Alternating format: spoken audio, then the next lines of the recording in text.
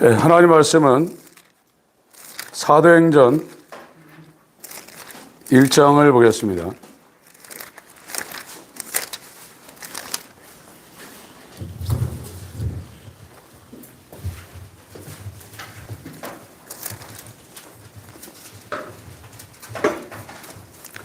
(1절부터) (5절까지) 합독하시겠습니다. 시작. 데오빌로여, 내가 먼저 쓴 글에는 무릇 예수의 행하시며 가르치시기를 시작하심부터 그의 택하신 사도들에게 성령으로 명하시고 승천하신 날까지의 일을 기록하였노라. 해 받으신 후에 또한 저에게 확실한 많은 증거로 친히 사심을 나타내사 40일 동안 저희에게 보이시며 하나님 나라의 일을 말씀하시니라. 사도와 같이 모이사 저희에게 분부하여 가라사대 예루살렘을 떠나지 말고 내게 들은 바 아버지의 약속하신 것을 기다리라. 요한은 물로 침례를 베풀었으나 너희는 몇 날이 못되어 성령으로 침례를 받으리라 하시니라. 아멘. 예, 이번 이 단기 수련회 가운데 말씀을 나누고 싶은 것은 기독교가 무엇인가, 또 이 기독교를 세워나가고 있는 하나님이 이 흑암의 세상에 세우신 교회가 무엇인가에 대해서 살펴보겠습니다. 기독교는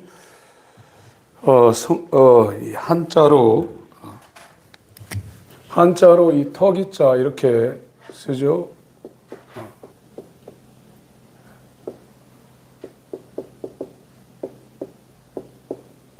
감독과의 감자입니다. 그리고 같이 가리킬 교자 이렇게 쓰는데 이게 한자로 그리스도라는 겁니다. 그리스도. 그 중국 사람들은 지도라고 그래요. 지도. 그리스도교라는 거예요. 기독교는. 그래서 이거는 하나님의 계획을, 하나님 아버지의 계획을 하나님의 아들이 와서 이 땅에서 이거를 완성을 한다는 겁니다. 완성을 하고 하나님의 영이 이거를 사람을 통해서 이걸 성취하는 것이 이게 성경에서 말하고 있는 기독교의 원리입니다. 하나님이 행하신다는 거예요. 그래서 이 성경이 신구약 굉장히 방대하죠. 구약만 해도 약 한 1400여 페이지, 신약만 해도 약 400몇 페이지가 있는데 이 모든 것이 지금 향하고 있는 그 초점은 이 그리스도거든요. 그래서 요한복음 5장 39절을 보겠습니다.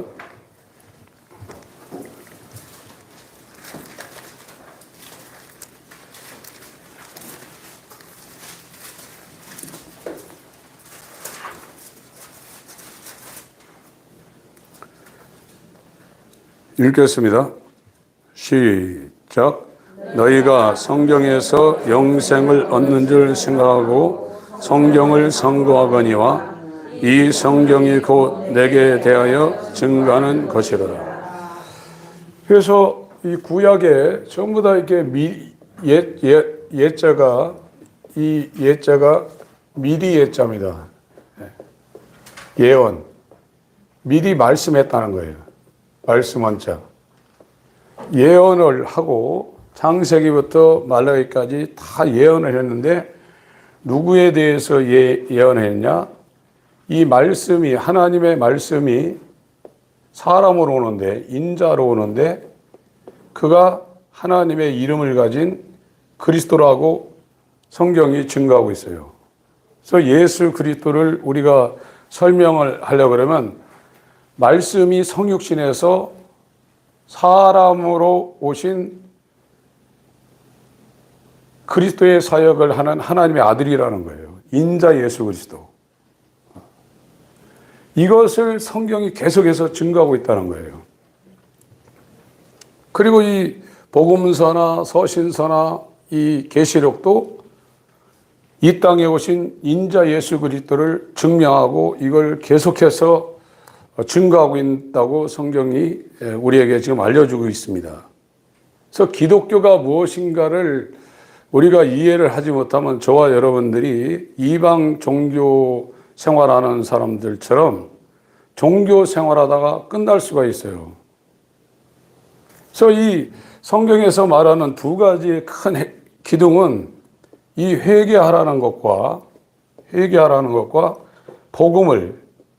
이 복음을 믿으라는 거거든요. 이게 1번이고 이게 2번입니다. 그래서 이 회개는 구약, 첫 언약의 이 구약을 통해서 우리한테 회개를 이루는 것이고, 이 복음 믿음은 이 새 언약, 신약을 통해서 우리에게 믿음을 주려는 겁니다. 이것이 기독교가 지금 구주를 갖고 있는 그 큰 두 기둥이에요. 저와 여러분들이 이 기독교에 관심을 가지려면 이 구약을 통해서 우리에게는 자랑할 것도 하나도 없고 소망도 하나도 없고 세상에 대한 소망도 없고 나에 대한 소망도 없다는 것을 우리가 확실히 깨달아야 하나님 말씀에 귀를 기울이지, 그렇지 않으면 종교 생활하다 끝날 수가 있습니다. 성경에서 말하는 구약의 말씀은 세상에 소망이 하나도 없고 인간 자체에도 소망이 하나도 없다 이거예요. 그걸 구약이 우리한테 알려주는 것이고, 이 구약의 말을 한마디로 정리한 사람이 광야에 외치는 자의 소리로 예수님 6개월 전에 하나님에 의해서 이 사가랴와 엘리사벳을 통해서 세상에 태어난 요한입니다. 요한이 자기 마음대로 태어난 게 아니라 이 복음을 가지고 오신 예수가 오시기 전에 하나님에 의해서 이 마리아와 사촌지간인 엘리사벳을 통해서 예수 앞에 보내졌어요. 하나님이 보낸 거예요. 하나님이 하시는 거예요, 기독교는요. 종교는 전부 다 인간 편에서 하는 거지만 기독교만큼은 하나님이 처음부터 끝까지 다 주관하시고 역사하는 겁니다. 이거를 교회를 다니시는 분들이 이해를 못하면 신앙생활하는지 종교생활하는지 자기가 분간이 안 돼요. 지금 한국교회나 전 세계 교회들이 헤매고 있는 이유가 이 첫 번의 기반이 불분명해서 헤매고 있는 겁니다. 하나님의 역사가 우리 가운데 이루어지는 것이 기독교지, 우리가 노력해서 어떤 체험과 어떤 것을 얻으려고 하는 것이 기독교가 아닙니다. 그래서 교회에서 계속 말씀드렸지만 이 기독교는 하향입니다. 하향. 향초가 이렇게 있어나? 틀릴 수도 있겠네. 위에서 이렇게 찾아오는 거예요. 어린아이 같은 이 적은 어린아이 같은 자를 하나님이 찾아와서 하나님이 자기를 이 사람 마음에 계시를 해야 돼요. 하나님은 그 사람한테 그 사람 마음 가운데 빗댄 말씀, 빗댄 성령으로 계시하지 않으면 아무도 모릅니다. 성경 박사도 하나님에 대해 알 수가 없어요. 하나님을 알지 못하면 어떻게 되냐? 교제가 안 되는 거예요. 교제가 안 되면 아무것도 안 되는 겁니다. 그냥 자기가 종교적으로 알지 못하는 신한테 자기 한풀이 하고 있는 거예요. 기도도 한풀이 합니다. 사도행전 17장에 사도 바울이 그러고 있잖아요. 지금 그렇게 신앙생활하는 사람들이 99%라고 해도 틀린 말이 아닙니다. 사도행전 17장을 보겠습니다.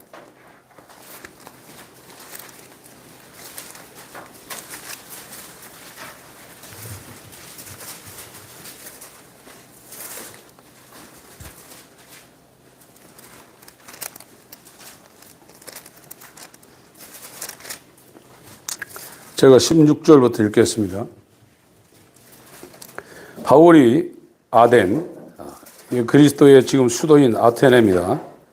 아덴에서 저희를 기다리다가 온 성에 우상이 가득한 것을 보고 마음이 분하여 회당에서는 유대인과 경건한 사람들과 또 저자에서는 날마다 만나는 사람들과 변론하니 어떤 에비구레오와 스도이고 철학자들과 스토아 철학이라는 겁니다.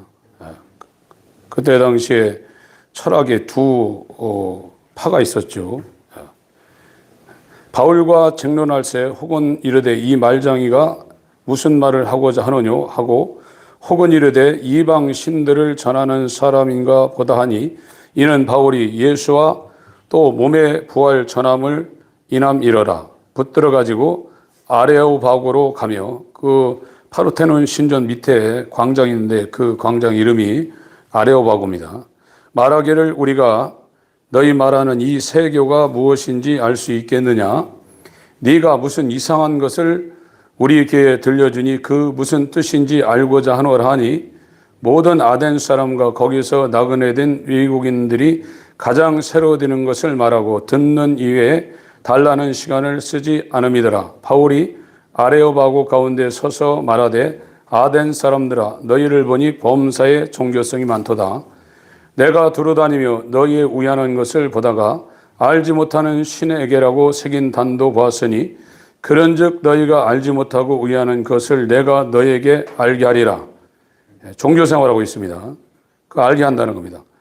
우주와 그 가운데 있는 만유를 지으신 신께서는 천지의 주제이시니 주인이라는 뜻입니다.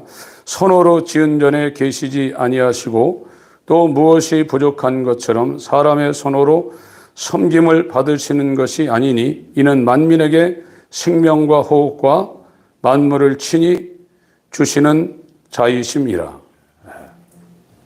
이게 우상을 섬기고 있는 종교와 참 유일신을 섬기고 있는 기독교에 대해서 바울이 아주 분명하게 지금 설명을 하고 있습니다. 그래서 이 누가라는 사람이 누가는 의사입니다. 디모데후서 4장 11절에 보면은 이 누가가 바울의 전도 여행을 2차, 3차 같이 했거든요. 그리고 바울이 혼자 남을 때도 누가는 같이 있었어요. 이 데마라는 사람이 세상이 좋아서 데살로니가를 갔을 때도 이 누가는 바울 곁에 있었어요. 그래서 데오빌로라는 그 상당히 높은 지위에 있는 사람들한테 이 누가복음과 사도행전을 이 상당히 이 논리가 정연한 사람이죠. 의사니까. 그래서 정확하게 써서 전편과 후편을 지금 보내고 있는 겁니다. 이것이 누가가 쓴 누가복음과 사도행전이에요. 그래서 이 누가복음은 예수님의 부활과 승천까지 기록한 거예요. 그 이후에 이제 사도행전도 성령으로 이루어졌지만 조금 있으면 너희가 나를 보지 못하지만 조금 있으면 나를 보리라 했어요. 사도행전도 예수께서 성령으로 계속 역사하고 계시는 거예요. 그래서 그리스도교예요. 기독교. 하나님이 하고 계시는 거예요. 하나님이. 그래서 이 데오빌로라는 사람한테 사도행전 1장 1절부터 3절까지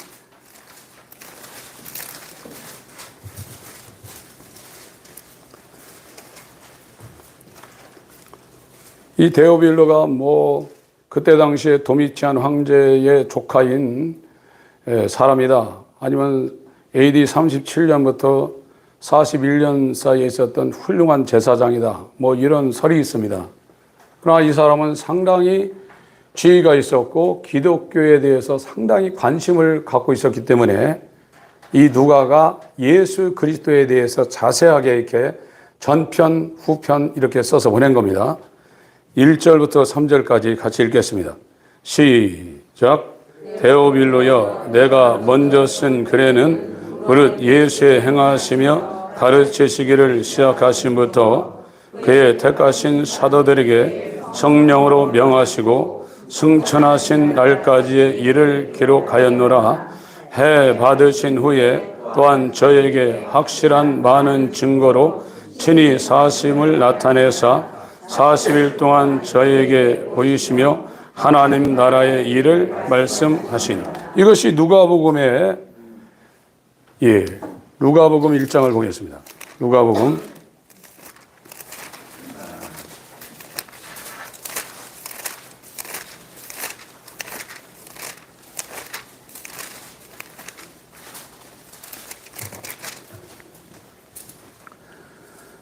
1절부터 4절까지 읽겠습니다. 시작. 우리 중에 이루어진 사실에 대하여 처음부터 말씀의 목격자 되고 일꾼된 자들이 전하여 준 그대로 내력을 저술하여고 붙들던 사람이 많은지라 그 모든 일을 근원부터 자세히 미루어 살핀 나도 데오빌로 각하에게 차례대로 써보내는 것이 좋은 줄 알았노니 이는 각하로 그 배운 바의 확실함을 알게 하려 함이로라. 그래서 이 데오빌로한테 예수 그리스도의 공생애와 그의 십자가 죽음과 또 죽은 지 3일 만에 성령으로 부활한 부활과 40일 동안 이 땅에 부활하신 상태로 계시면서 제자들에게 3번 나타났어요. 그 감람산에 예루살렘 성에서 이 감람산 정상까지 약 5리 정도 됩니다. 그 기드론 골짜기 이렇게 넘어가 가지고 지금 성지순례 가면 그 동문이 닫혀져 있어요. 황금돔이 세워져 있는데 예수 그리스도가 재림하게 되면 그 닫혀져 있는 동문, 다른 문은 다 열려 있습니다. 그 문을 통과해서 이제 들어간다고 성경이 기록하고 있죠. 그래서 감람산에서 500명이 본원 앞에서 승천을 했어요. 거기까지 기록했다는 거예요. 그리고 승천할 때 아버지께 가면 내가 아버지께서 약속하신 하나님의 영을 아버지로부터 받아서 너에게 보내겠다고 그랬어요. 그것이 사도행전 1장부터 이루어지는 것이고 성령의 역사지만 사도행전 이후에 오늘날 예수 재림할 때까지 모든 일을 주관하시는 분도 예수 그리스도입니다. 그가 성령으로 아버지의 모든 일, 그래서 이 여호와의 절기라는 것이 유월절, 무교절, 초실절, 오순절, 나팔절, 속죄일, 이 초막절, 이게 지금 유대인들이 우리나라 추석, 구정 이렇게 지키는 것처럼 유대인들은 이 7대 절기를 지키고 있습니다. 7대 절기를 지키고 있는데 여기에서도 이 유월절과 이 오순절과 이 초막절, 장막절은 이스라엘의 성인이라 그러면 반드시 예루살렘 성에 가서 이 절기를 지켜야 돼요. 이스라엘이 왜 이 절기를 지키냐? 이거는 하나님의 절기라는 거예요. 하나님이 지킨다는 거예요. 죽으시고 무덤에 가 있고 부활의 첫 열매가 되고 성령으로 오시고 재림할 때 나팔 불고 오시고 속죄하시고 장막으로 들어간다는 거예요. 이게. 그래서 지금은 여기까지 이루어졌어요. 하나님이 지켰어요. 하나님의 아들이 말씀이 육신으로 이 땅에 와서 1월 14일 날 돌아가셨어요. 그리고 죽은 지 3일 만에 성령으로 부활했어요. 또 성령으로 제자들에게 120명의 강림을 했고 지금까지 이 하나님의 절기를 하나님의 백성이 되어서 지키는 사람들은 이걸 지금 여기까지 다 이룬 거예요. 오순절까지요. 성령이 온 사람들이 하나님 백성이고 하나님의 자녀입니다. 이게 언약이 이루어지는 거예요. 하나님이 지키는데 그 하나님의 본체 형상이 유모초, 나속초를 다 지키는 거예요.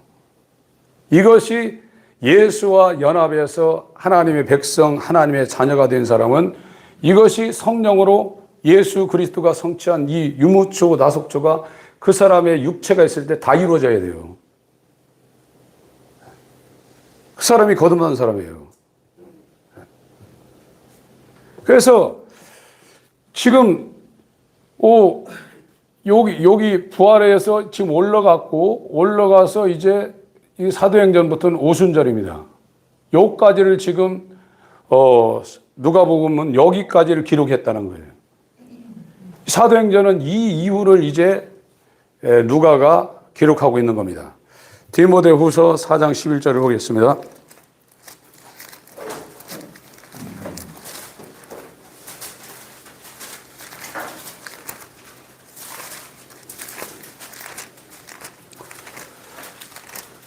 여러분들이 그 일반 사람, 세상에 속한 사람이었다가 하나님에 의하여 예수 안으로 들어오는 사람으로 하나님의 인도를 받으면 성경을 알고 싶은 생각들이 마음속에서 솟아나게 돼 있어요. 뭐 강해 설교, 성경 해석하는 이런 설교를 유튜브를 검색하다가 거기에 들어오는 사람은 거의 없어요. 질리거든 아주. 성경 얘기하면 질리는 사람 많아요. 그런데 하나님의 인도를 받는 사람은 성경을 알고 싶어서 마음이 막 저립니다. 일반적인 복받고 하는 설교를 들으면 쳐다보기도 싫어요. 성경을 알려주는 그런 메시지라 이런 것이 들려오고 그런 사람이 국내에 있다 그러면 만나러 가요. 그 사람들이 이 저 유무초, 나석초에 여호와의 절기 가운데 하나님의 예정 가운데 들어있는 사람들입니다. 초대교회 때 그랬어요. 디모데후서 4장 11절 9절부터 11절까지 읽겠습니다. 시작. 너는 어서 속히 내게로 오라. 대만은 이 세상을 사랑하여 나를 버리고 데살로니가로 갔고 그리스게는 갈라디아로 디도는 달마디아로 갔고 누가만 나와 함께 있느니라. 네가 올 때 마가를 데리고 오라. 저가 나의 일에 유익하니. 사도 바울이 히브리서 빼놓고 13권을 썼고 지금 18세기, 19세기까지도 히브리서도 사도 바울의 저작이라고 공식적으로 인정을 했어요. 근데 지금 20세기 들어와서 이거 누가 쓴지 불분명하다 이렇게 지금 나와 있는데 히브리서까지 쓰면은 12권을 썼습니다. 그런데 이 사람이 마지막 쓴 성경이 디모데후서예요. 이 디모데후서를 쓰고 그러니까 사도 바울이 로마에 2번 감금됐습니다. 60년경 그 사람 AD 59년에서 60년, 61년경에 62년경에 한번 2년 동안 감금돼 있고 이 사람이 67년경 AD 67년, 68년경에 베드로와 같이 순교를 했는데 순교하기 직전에 이 사람은 네로 황제 때 로마 감옥에 투옥된 사람입니다. 67년이나 8년경에 순교를 했는데 두 번째 감금된 것이 그 직전입니다. 그 직전에 쓴 이 성경이 디모데후서예요. 그때까지 이 누가가 바울하고 지금 같이 있었던 겁니다. 이 데마라는 사람도 끝까지 따라갔다가 결국에는 데살로니가로 세상이 좋아서 갔어요. 모르는 겁니다. 그 누가는 끝까지 이 사도 바울과 함께 이 전도 여행의 결말까지 본 사람이에요. 그러니까 누가복음 전편, 사도행전 이 후편을 데오빌로라는 기독교에 상당히 관심 있는 사람에게 자세히 써서 지금 알려주고 있는 거예요. 여러분은 기독교에 관심을 가지셔야 돼요. 기독교가 뭔가 미신하지 마시고 하나님의 절대적인 역사라 이거예요. 우리의 행함보다 하나님이 역사하고 있다 이거예요. 그래서 처음에 이거를 자세히 살펴서 이 보고서를 쓰는데 처음에 무슨 얘기하냐? 이 요한 얘기를 하고 있어요. 요거. 원래 세례라는 말은 성경에 우리도 장로교지만 세례라는 말은 이게 성경적으로 잘 안 맞습니다. 침례가 맞는 겁니다. 물에 들어가는 겁니다. 물에 들어갔다가 나오는 거예요. 그래서 이 침례자 요한 얘기를 먼저 하고 있어요. 그리고 이 요한을 낳은 이 엘리사벳하고 이 마리아는 사촌지간이에요. 신기하죠, 이것도요. 이 엘리사벳도 사가랴도 아브라함과 사라처럼 자녀를 낳을 수 있는 상황이 아니에요. 그런데 하나님의 천사가 이 사가랴가 제사장의 직무를 행할 때 하나님에 의해서 이 요한이 태어날 것을 예언을 해줬어요. 하나님이 하는 겁니다. 누가복음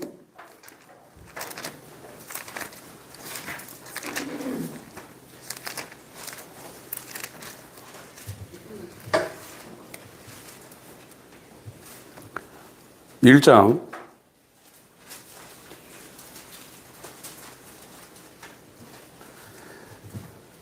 5절부터 13절까지만 읽겠습니다. 같이 읽습니다.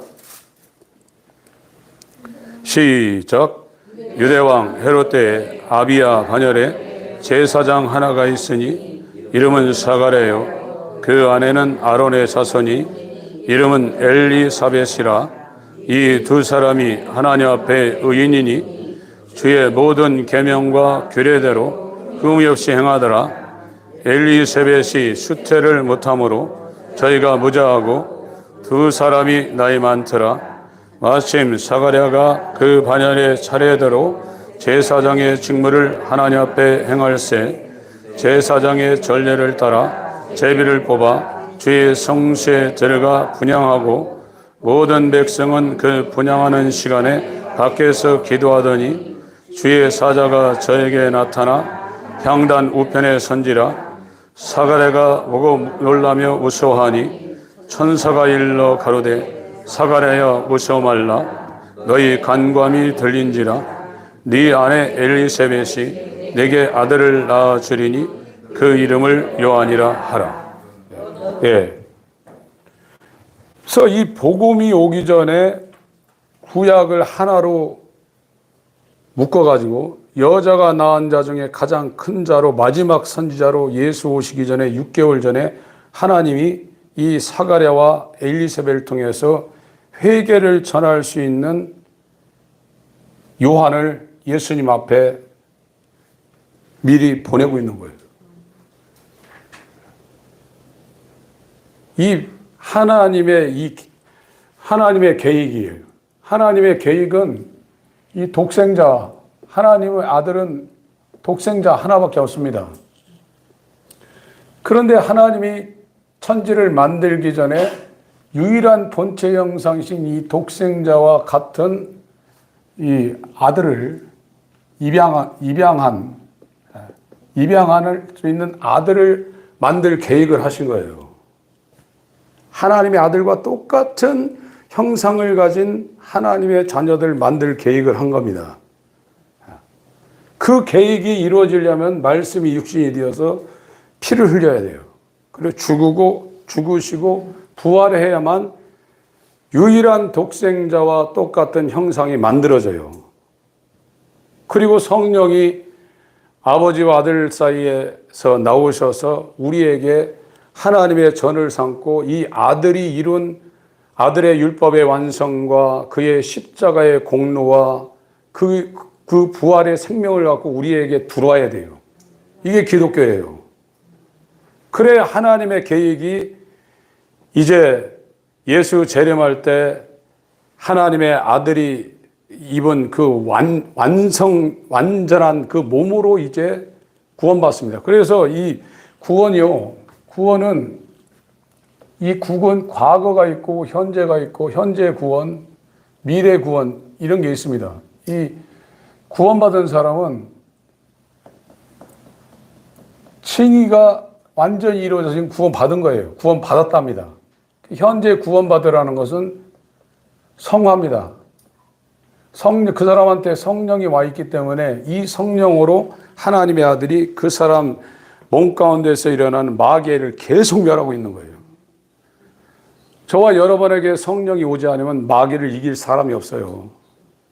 귀신 쫓는 데도 많고 저도 귀신을 굉장히 많이 쫓아봤는데 그게 왜 안 되냐면 성령이 그 사람한테 들어오지 않으면 아무리 귀신 쫓아도요 그 사람은 바로 다음에 1초 있다 바로 마귀한테 져요. 못 이겨요.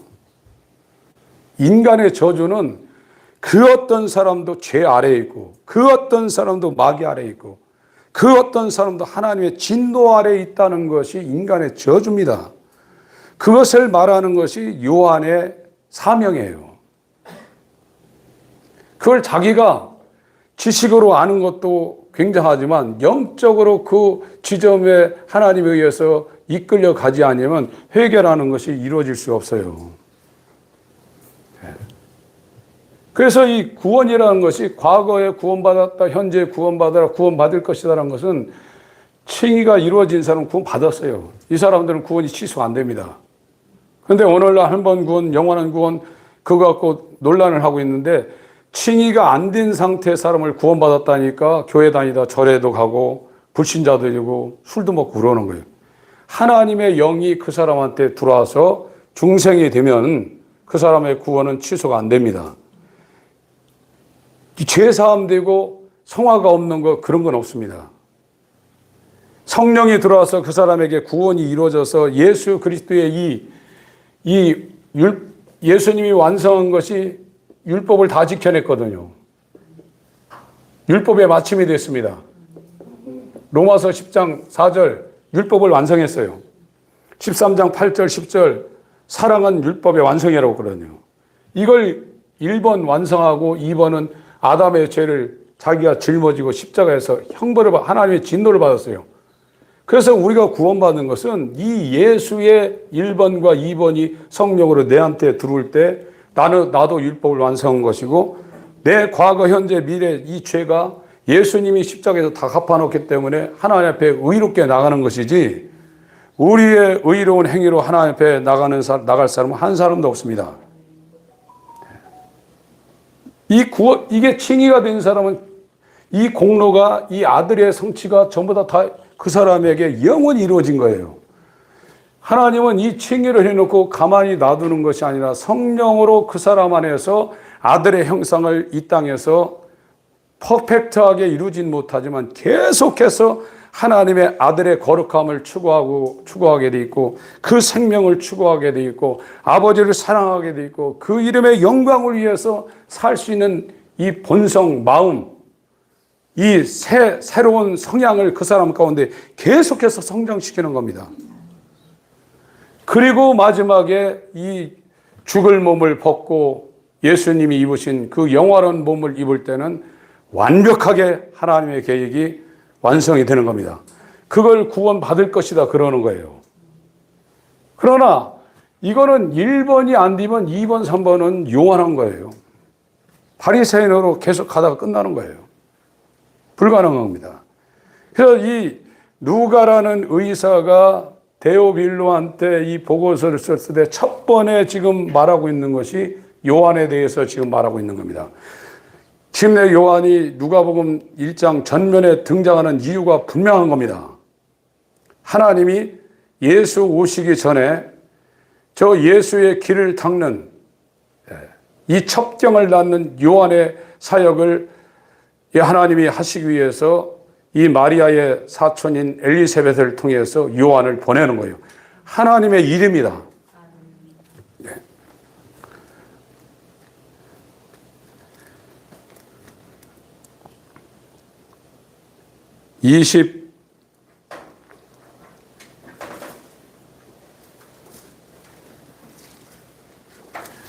예, 여기 읽기 전에 이사야서 40장을 보겠습니다.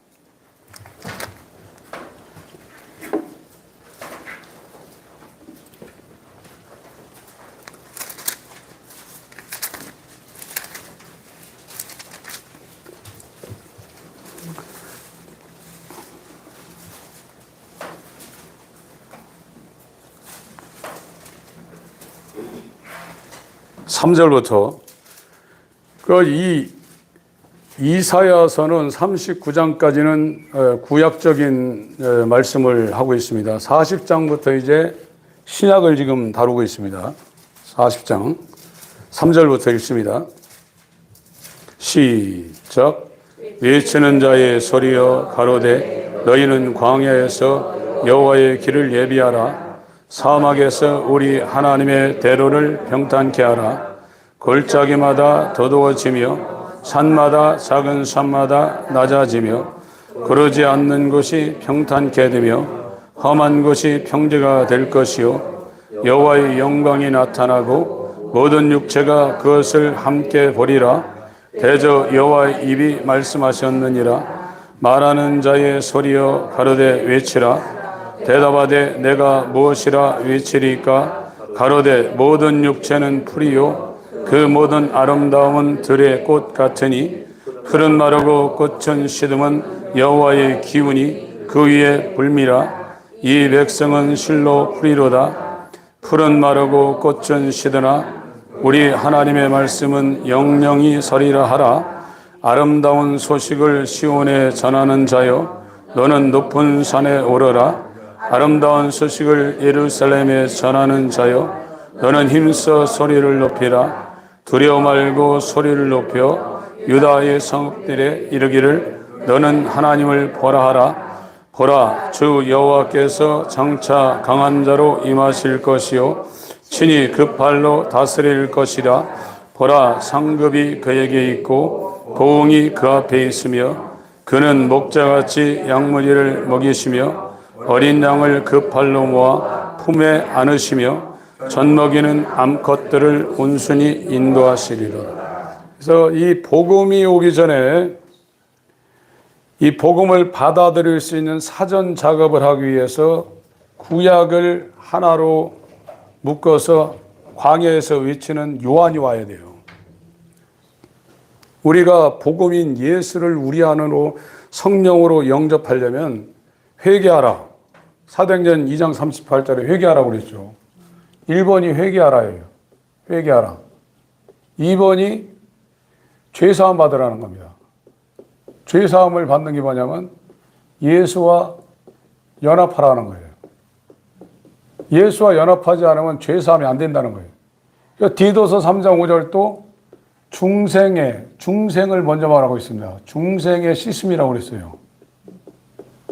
중생하지 않으면 죄사함이 안 된다는 거예요. 에베소서 2장 13절에도 그리스도 예수 안에서 그리스도의 피로 하나님과 화목한다고 그랬어요. 우리가 이거를 머리로 이해해서 예수님이 2000년 전에 세상 죄를 짊어지시고 죽으셨다. 그거 인정하지 않는 사람 교회에 왜 나옵니까? 다 그거 인정하죠. 그런데 중생이 안 되면 씻음, 죄사함이 안 된단 말이에요. 그런데 이거는 우리가 스스로 태어나면서부터 중생하기 위해서 높은 산에 올라가서 구두를 하고 거기에서 고행을 해서 대굴대굴 굴러가지고 저 3000m부터 땅까지 내려온다고 중생이 됩니까? 안 되는 겁니다, 이건. 하나님이 하시는 거예요, 하나님이요. 기독교는 하나님이 하는 겁니다. 종교는 내가 하는 거예요. 이게 구분이 안 되면 평생 종교 생활을 끝나요. 그것이 구분이 될 때 회개라는 자리로 들어갈 수가 있어요.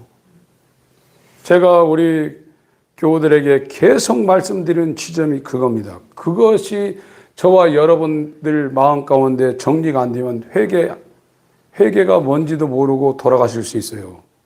회개하지 아니하면 예수 오시는 첩경이 평탄하게 되질 않습니다. 그건 회개라는 것은 나는 자랑할 거리가 하나도 없다. 똥 같은 허은석 선교사님 표현은 발바닥부터 머리까지 똥이 꽉 차 있다 이거예요. 똥통이라 이거예요. 그럼 그렇게 설명했어요. 우리한테 선한 것도 있죠. 세상적인 기준으로. 그러나 요한이 예수님 모시기 전에 저와 여러분한테 와서 광야에 외치는 것은 독사의 새끼들아. 임박한 진노를 왜 피하라거든요. 이 말을 하고 있어요. 그게 하나님에 의해서 예수님 전에 하나님의 계획에 의해서 이 땅에 와서 우리에게 이 하나님의 복음이 들어오도록 그 사전 작업을 하고 있는 이 요한의 광야에 외치는 자의 소리입니다. 이건 2000년에 예수님 앞에 요한이 온 것이 역사적인 사실이지만 개인적으로 예수님의 이 믿음, 예수님의 공로, 예수님의 피, 예수님의 율법의 완성, 이것이 우리에게 적용되고 들어오려면 반드시 6개월 전에 요한이 우리에게 와야 돼요. 이것이 율법으로 산출되는 종의 영입니다. 그래서 로마서 7장에 나는 곤고한 사람이로다. 이 사망의 몸에서 누가 나를 건져내. 이런 사람은 종교인이나 예수 바깥에 있는 사람은 그런 소리 안 해요. 이 율법의 소리를 듣고서 나는 가망이 없는 사람이구나. 나는 100년 살아도 100년 금식해도 나는 구원받지 못하는구나.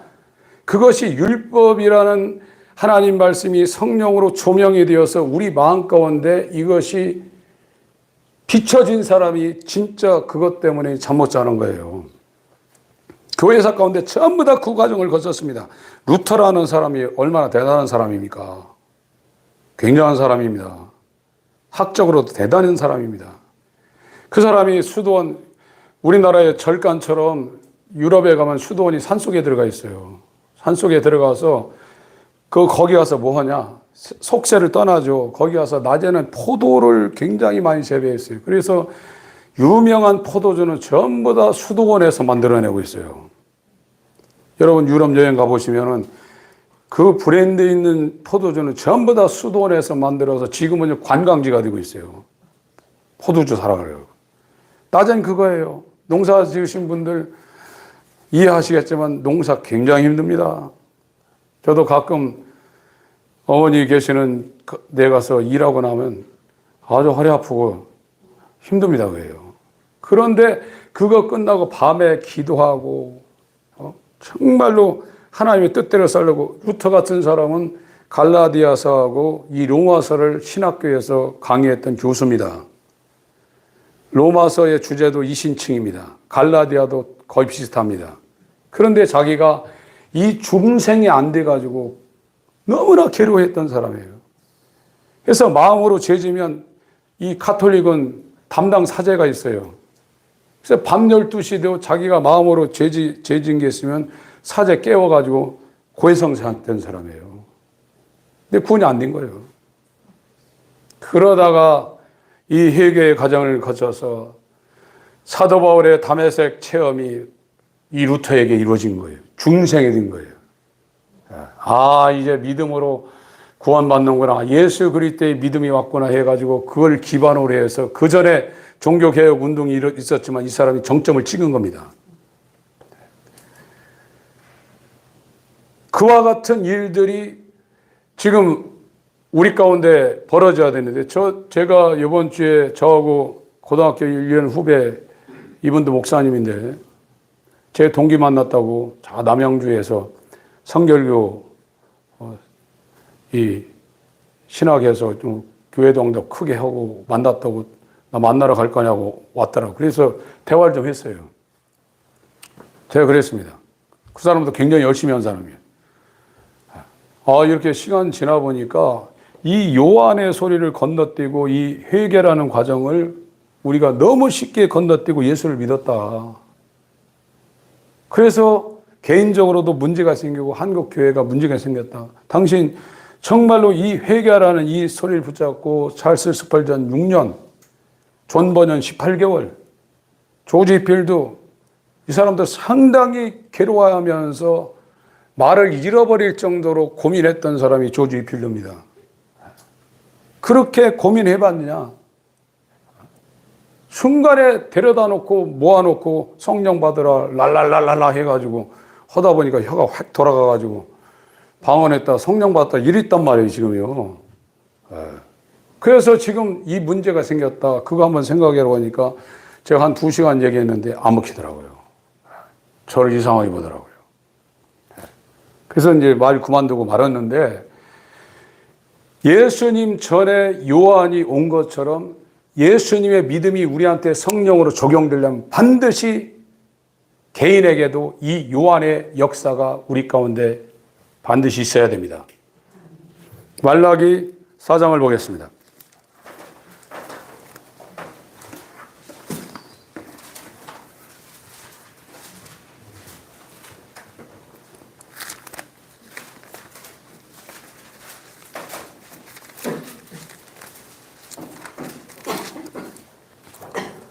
(4절부터) (6절까지) 읽겠습니다. 시작.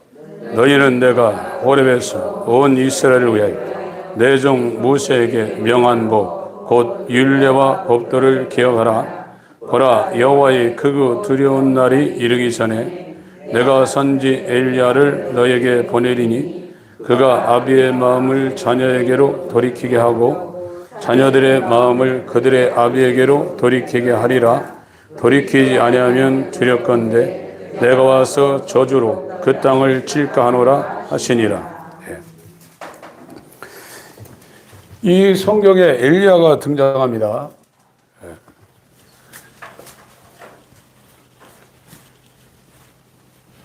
아하방 때 이 엘리야가 등장합니다. 아하방 때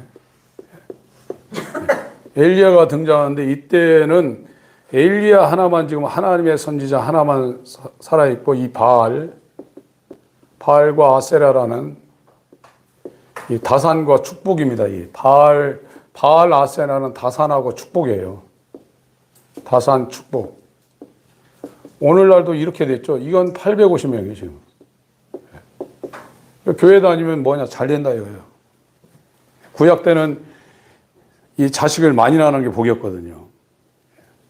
구약이나 이 아하방 때나 예수님 당시나 지금 우리 살아가는 이 시대에도 하나님을 섬기는 것이 아니라 바알신과 아세라 신을 섬기는 이 우상이 교회가 지금 851개라면 진짜 교회는 하나, 기독교는 하나 있고 전부 다 기독교를 가장하는 우상 숭배하고 있다 이거예요. 이것이 과하게 얘기하는 게 아닙니다, 지금요. 여러분들이 예수 믿으면 잘 됩니다. 예수 믿으면 병 고칩니다. 예수 믿으면 사업이 확장됩니다. 이런 소리 듣고 아멘하고 거기에 두 손 들고 아멘하고 화답하고 계시면 같은 패거리예요. 그리스도인은 이 땅에서 고난당하게 되어 있습니다. 로마서 8장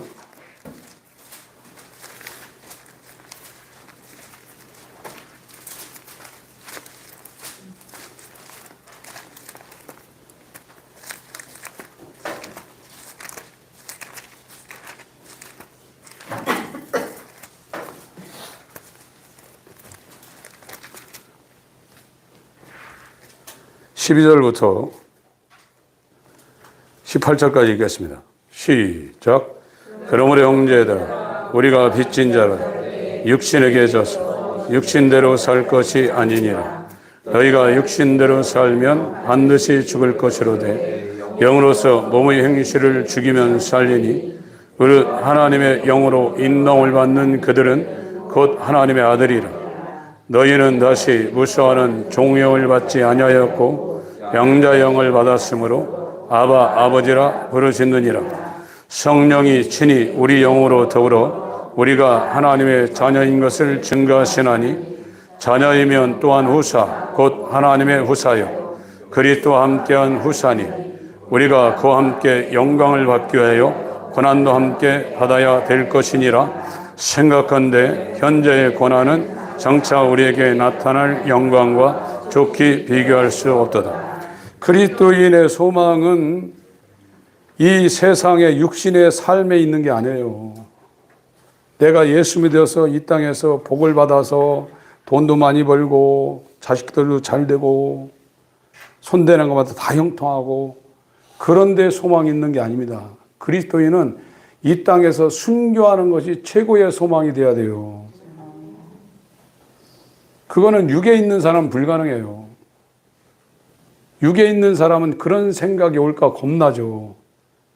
그러나 예수와 연합해서 중생의 시스템이 된 사람은 내게 그와 같은 영광이 오기를 갈망하게 돼 있어요. 완전히 질이 달라버려요. 하나님의 자녀하고 첫 아담에 속한 사람들은 겉모양은 똑같지만 속에 질이 완전히 이쪽에 있는 사람들은 전부 다 물질계에 완전히 갇혀 있지만 하나님에 의해서 거듭난 사람은 영이 돼버린 거예요. 영 안으로 들어와버린 거예요. 영 안에서 살고 있지 육 안에서 살고 있지 않습니다. 그 하나님의 나라가 지금 와 있는 거예요. 통치가 하나님의 통치가 이루어져 있는 것이고 이 땅은 소망이 하나도 없는데 이 땅에서 뭘 하려고 그럽니까? 그럼 이 땅 포기하면 굶어 죽습니까? 안 그렇습니다. 이 세상에 있는 사람은 자기 힘으로 살아요. 그러나 아버지께서 보내신 예수 그리스도는 자기로 사는 것이 아니라 아버지로 인하여 산다고 그랬습니다. 나도 너희를 보내는데 너희가 나의 보냄을 받으면 너로 사는 것이 아니라 나로 산다고 그랬어요. 이게 기독교예요. 그런데 예수는 믿으면서 자기가 살고 있단 말이에요. 지금 자기 힘으로. 어쩔 수 없죠. 기독교인이 안 되면 자기가 사는 겁니다. 기독교인이 되면 하나님이 그 사람에게서 나타나는 거예요. 하나님이 그 사람을 통해서 내 하는 말은 내 말이 아니다. 아버지가 성령으로 내게서 하는 말을 내가 대언하는 것뿐이고 내가 행하는 모든 것도 내 자의로 하는 것이 아니라 아버지께서 성령으로 내게 계셔서 나를 통해서 일을 하는 거다. 제자들 너네들 3년 동안 나하고 죽자 사자 했지만 다 떠날 거다. 베드로 너는 저주하며 떠난다고 그랬죠. 그렇게 했습니다. 그러나 아버지는 너희들이 떠날지라도 아버지는 나와 함께 계신다. 요한복음 16장 34절. 너희 안에 예수 그리스도가 있는지 없는지 너 스스로 확정하라. 만약 네 스스로 예수가 네 안에 긴가민가면 넌 버리운 자라. 기독교는 내가 하는 게 아니라 하나님의 역사가 내게 나타나는 것입니다. 그게 기독교입니다. 근데 이 하나님의 역사가 내 속으로 들어와서 우리가 천국의 시민, 하나님의 통치를 받는 하나님의 백성 되고 아버지의 일을 정말 이루는 아들이 되는 이 자녀, 그것보다 더 분명한 것은 하나님이 거하시는, 영원한 하나님이 거하시는 거처를 삼고 임한 성전이 됐다 이거예요. 이게 기독교라 이거예요. 그래서 자기에게서 이것처럼 가만히 있는데 사가랴한테 천사가 와서, 이 성경 표현이 불임입니다. 불임. 사라도 그렇고 리브가도 그렇고 여기 엘리사벳도 불임이에요. 불임에다가 이제 나이가 많아가지고 임신이 안 되는 거예요. 그런데 하나님이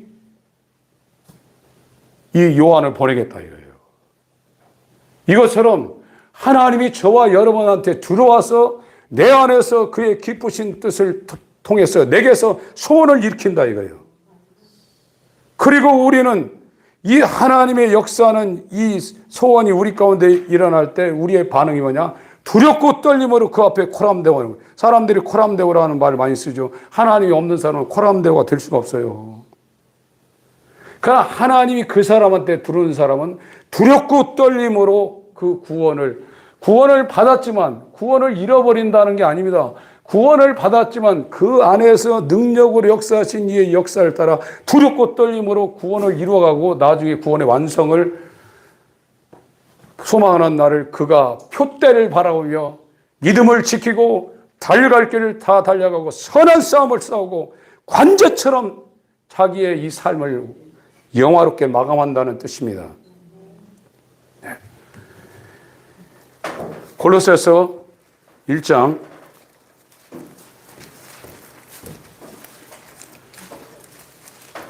24절, 골로새서 1장 24절 읽겠습니다. 시작. 내가 이제 너희를 위하여 받는 괴로움을 기뻐하고 그리스도의 남은 고난을 그의 몸된 교회를 위하여 내 육체에 채우나. 고난을 기뻐했다 이거예요. 여러분들이 지금 이 예수와 연합되지 않으면요, 내게 고난이 올까봐 굉장히 두려워하는 마음이 있어요. 그래서 제발 그것 좀 걷어달라고 그래요. 물질의 두려움, 또 육신의 질병의 두려움.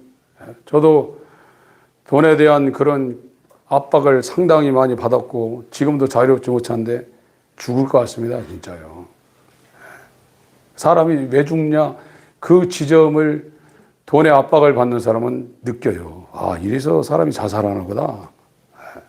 느껴요. 그래서 그런 문제 때문에 교회에 와서 하나님 앞에 부르짖고 그것 때문에 짐 싸들고 한국처럼 기도 많은 데도 없어요. 기도원에 가서 그거 해결하려고 막 소나무 뿌리 붙잡고 뿌리를 뽑아요. 어떡하다 또 그 해결돼요. 그럼 보따리 싸갖고 옛날 또 돌아가요. 운동병자 10명 고쳐놨는데 사마리아 사람 1명만 돌아왔다고 그랬죠. 다 종교하고 있는 거예요.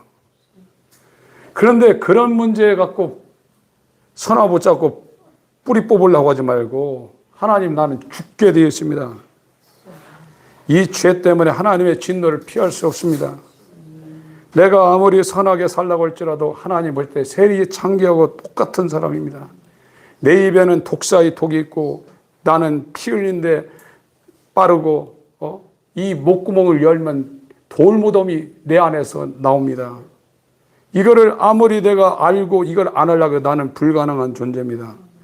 이 사망의 몸에서 나를 건져내 주셔서 예수 그리스도와 함께 고난받는 것을 기쁘게 여길 수 있는 예수와 연합한 새 사람 만들어 주시옵소서. 내가 충성되이 여겨 하나님 앞에 충성하면 남은 여생 예수처럼 살길 갈망합니다. 이런 기도를 해야 되는데 그런 기도가 다 사라져 버렸어요. 이게 안 돼서 그래요. 지금 요한이라는 사람이 그 사람한테 지금 안 왔어요. 침례자 요한이 그 사람한테 지금 안 온 겁니다. 그게 왜 그러냐? 교회에서 그렇게 만드는 거예요.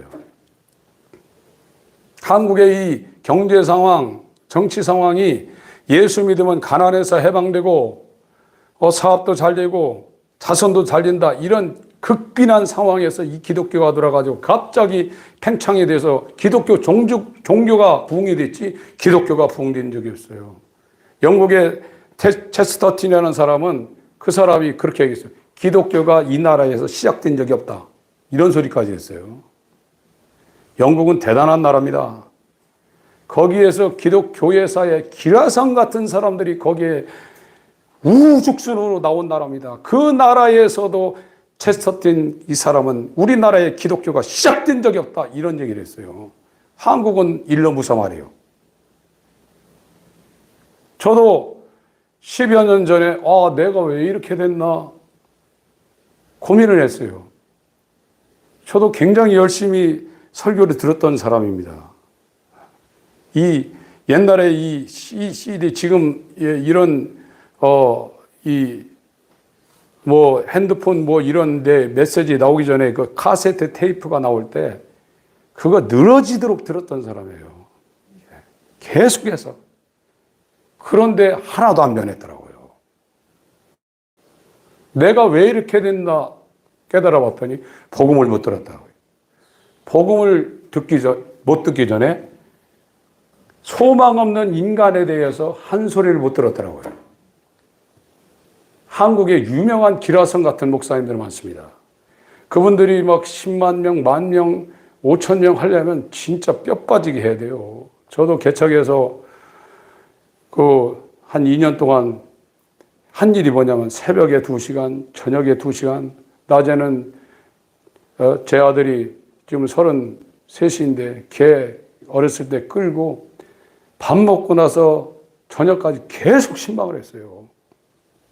그렇게 해서 간신히 그때 40-50명 됐나 아마. 어느 정도 돼가지고 2년 만에 지하실에서 올라와가지고 지상으로 올라갔어요. 쉽지 않습니다. 사람 100명 만드는 거 결코 쉽지 않습니다. 근데 그것이 1000단위 늘어가고 10,000단위 늘어가면 무슨 능력이 나타나든지 또 거기에 자기의 삶을 전력으로 해서 초인적인 삶을 살아내자면 그와 같은 대형교회, 중형교회 못 이룹니다. 그런데 제 개인적으로는 제가 복음을 못 들었더라고요. 진짜 복음을 못 들었더라고요.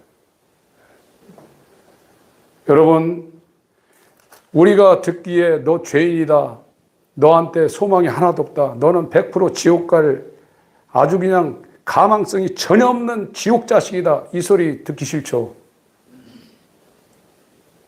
그러나 그 소리를 하는 사람들의 메시지에 여러분들이 귀를 기울이셔야 살아날 가망성이 있어요.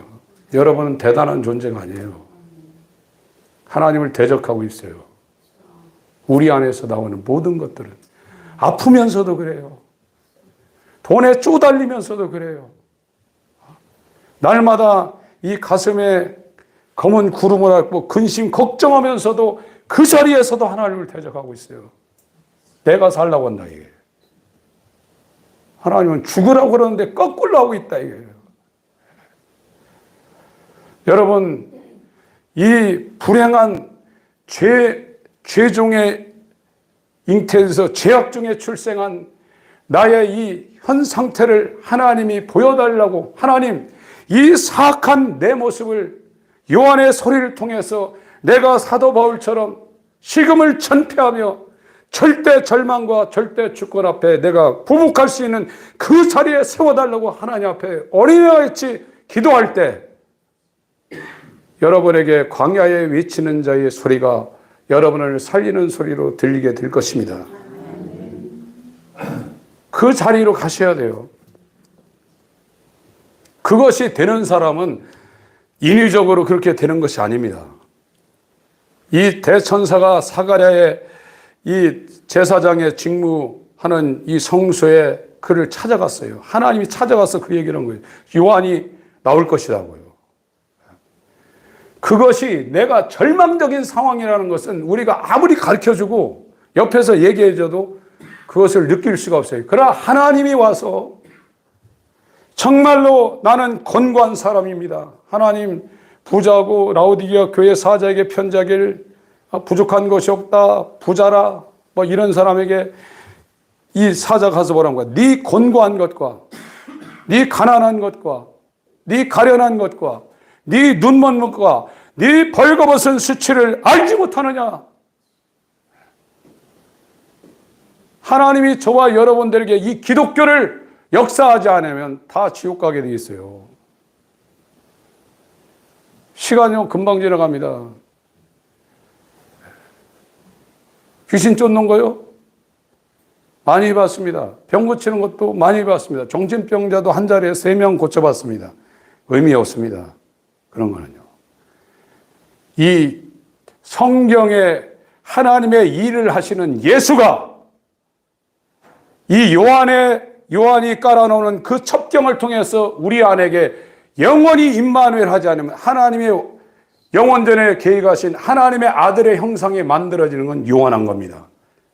독사의 자식으로 살다가 교회 다니다 망하는 겁니다. 하나님의 진노는 무서운 것입니다. 지금 우리가 이 땅을 살면서 여러 가지 환난과 역경을 당하고 있지만 하나님의 공의가 이루어지는 진노의 날은 무서운 겁니다. 그래서 엘리야를 보낸다고 그랬어요. 그 진노를 막기 위해서 반드시 엘리야가 와야 된다고 그랬어요. 예수 오시기 전에 반드시 6개월 전에 예수 오시기 전에 엘리야가 온 것처럼 저와 여러분의 일생 가운데도 반드시 예수의 복음이 우리한테 성령으로 적용되려면 반드시 엘리야가 와야 돼요. 마태복음 11장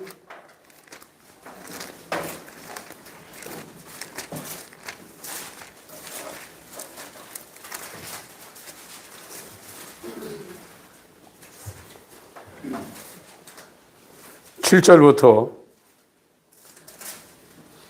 읽겠습니다. 14절까지 읽습니다. 시작. 저희가 떠나매 예수께서 무리에게 요한에 대하여 말씀하시되 너희가 무엇을 보려고 광야에 나갔더냐? 바람에 흔들리는 갈대냐? 그러면 너희가 무엇을 보려고 나갔더냐? 부드러운 옷 입은 사람이냐? 부드러운 옷을 입은 자들은 왕궁에 있느니라. 그러면 너희가 어찌하여 나갔더냐? 선지자들을 보려느냐? 옳다. 내가 너희에게 이르노니 선지자보다도 나은 자니라. 기록된 바 보라 내가 내 사자를 네 앞에 보내노니 저가 네 길을 네 앞에 예비하리라 하신 것이 이 사람에 대한 말씀이니라. 내가 진실로 너희에게 말하노니 여자가 낳은 자 중에 침례 요한보다 더 큰 이가 일어남이 없도다. 그러나 천국에서는 극히 작은 자라도 저보다 크니라. 침례 요한의 때부터 지금까지 전국은 침노를 당하나니 침노하는 자는 빼앗느니라. 모든 선지자와 및 율법에 예언한 것이 요한까지니 만일 너희가 즐겨 받을진대 오리라 한 엘리야가 곧 이 사람이. 엘리야가 와야 돼요. 엘리야가 와야 됩니다. 이 아방 때 엘리야가 등장을 했고, 이 예수님 오시기 전에 이 신약에 6개월 전에 엘리야인 요한이 등장했어요. 이제 마지막에 예수 재림 때 이 엘리야적인 사역을 하는 하나님이 쓰시는 이 하나님의 사람들이 등장한다고 성경은 말하고 있습니다. 임박한 진노를 누가 피하라고 하더냐? 이 독사의 자식들아. 회개에 합당한 열매를 가지고 내게 오라. 이 요한이 뭡니까? 회개케 하기 위하여 물로 침례를 주는 거예요. 회개케 하기 위해서. 요한의 소리는 우리를 회개케 한다. 이거예요. 다 버린다 이거예요. 모두 다 버리게 되어 있습니다. 쓸만한 것이 하나도 없다 이거예요. 내 안에 쓸만한 것이 하나도 없기 때문에 다 버리라고. 그래서 사도 바울은 배설물 같은 것이 자기에게 전에는 영광이었지만 자기를 해롭게 한다고 했습니다. 그리고 하나님 앞에 이제 유터를 하고 그가 사도행전 9장을 통과하면서 이제 정말 하나님의 사람으로 서는 것을 우리한테 지금 보여주고 있는 것입니다. 여러분, 이 누가라는 사람이 데오빌라라는 아주 그때 당시에 상당히 지혜 있는 사람에게 이 누가복음을 쳤어요. 예수 그리스도가 어떻게 태어났고 어떻게 공생애를 사셨고 어떻게 십자가를 지셨고 어떻게 부활하셨고 40일 동안 이 땅에 살면서 3번 제자들에게 나타났고 승천한 거 일까지를 지금 기록하고 있는 것입니다. 이것이 누가복음이에요. 그리고 그가 이제 성령으로 다시 와서 갈릴리의 그 정말 학문 없는 이 소외된 사람들에게 임해서 그들을 통해서 역사하는 하나님의 역사를 사도행전에 쓰고 있는 거예요. 여러분, 인간이 하는 모든 일은 하나님 앞에 누더기 같은 겁니다. 기독교는 하나님의 역사입니다. 하나님의 행하심입니다. 그거를 만들어내기 위해서 이 누가복음과 사도행전을 누가라는 사람이 데오빌로한테 지금 보내고 있는 거예요. 여러분, 정말로 이 예수 그리스도 오시기 전에 엘리야가 우리한테 와서 이 소리를 해줘야 돼요.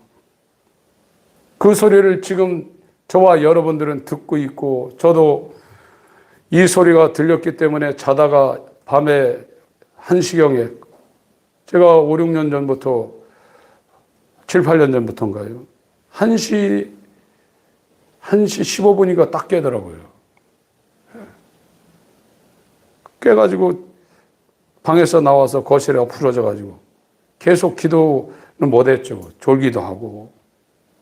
그러고 나서 산속을 돌아다니면서 하나님 나를 불쌍히 여겨주세요.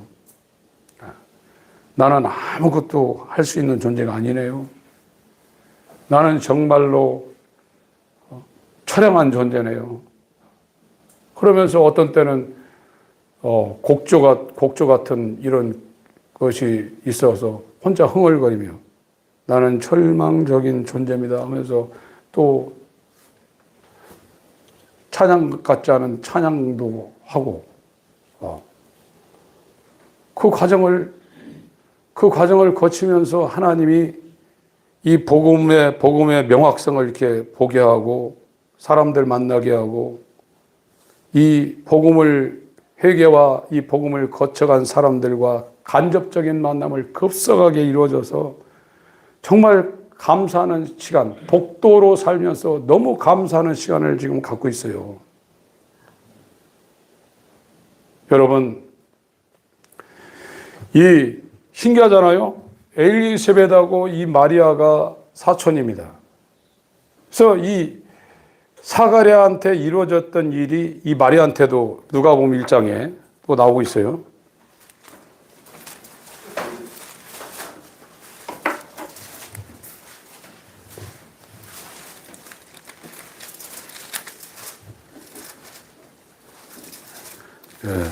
이것만 확인하고 마치겠습니다. 다시 다 했네요.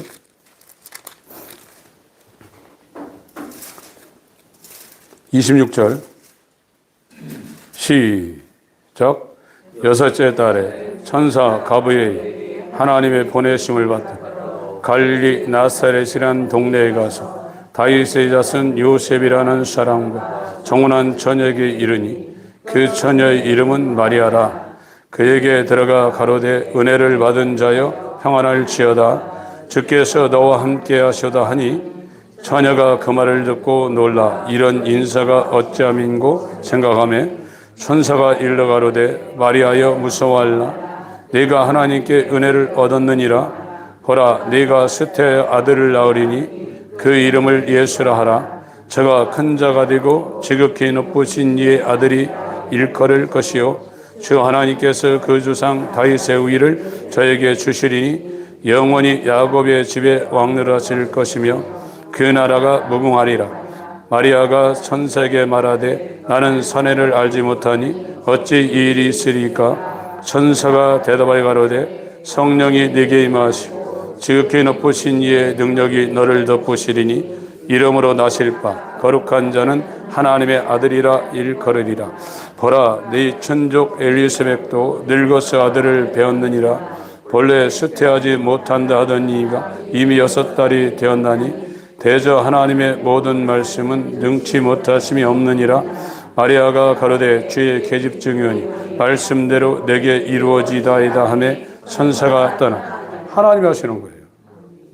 우리가 하는 게 아닙니다.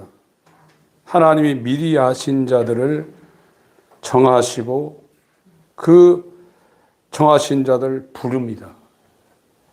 사가랴를 부르고 엘리사벳을 부르고 마리아를 부르고 베드로를 부르고 바울을 부르고 오늘 21세기에 살고 있는 하나님이 창세전에 하나님의 계획 가운데 아들의 형상을 똑같이 만들려는 그 계획 가운데 들은 사람은 반드시 부르게 되어 있어요.